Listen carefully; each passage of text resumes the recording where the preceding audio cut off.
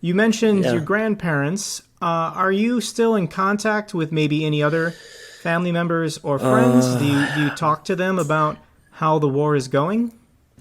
I was growing up. I cannot say for security issues of my grandparents the exactly the place, but I was growing up exactly at the Russian military base. It was there since independence of Ukraine.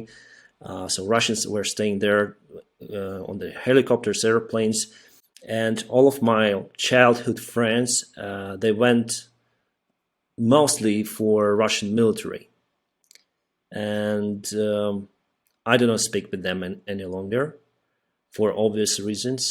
And yeah, I know one guy is he's a helicopter pilot. He went like that, and I don't know. Maybe he lost his life here in Ukraine. Maybe not.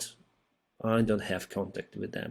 So after 2014, I stopped communicating because they say that uh, like this imperial stuff that they're gonna take Ukraine, they're gonna like free Ukraine, that we are not Nazis by that time, but they say we hate Russia. But yeah, we hate Russia, Russian government because they took our land. It's normal, I think.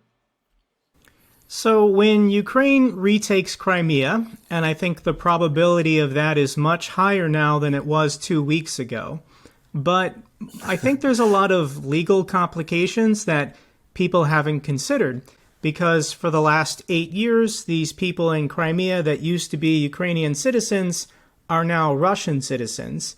Do you think that when Crimea is retaken that they should have to go back to Russia if they're not No, originally from Ukraine, or do the Ukrainians who lived there 8 years ago have to give up Russian citizenship?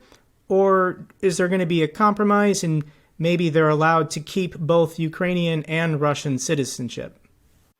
I would say that according to Ukrainian law, you cannot take two citizenships or more, so only one is acceptable. They're working on that issue to have like two citizenships, but obviously the second one should not be, will not be Russian. Um, and I don't think that they will be allowed to keep the Russian citizenship in that case, but those who stayed in Crimea, who got the Russian citizenship, they will not be persecuted for that because they didn't have the other way out, how to continue normal living. So it was the Russian mandatory requirement for civilians to obtain Russian passport. So I would not say it's some kind of betrayed or something.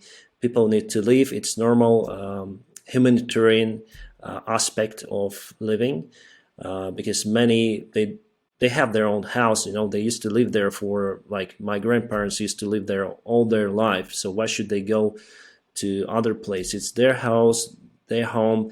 They are not like Russians are not treating them as prisoners, let's say. Still, it's a normal life.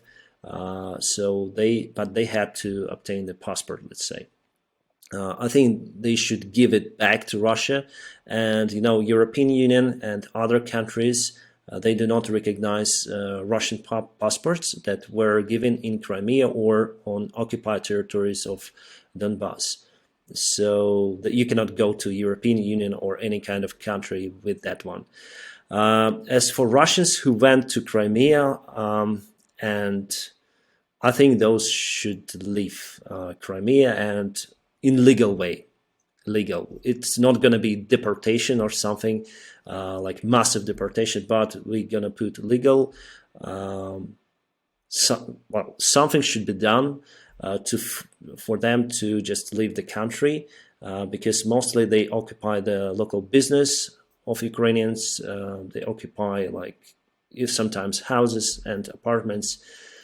So it's like that.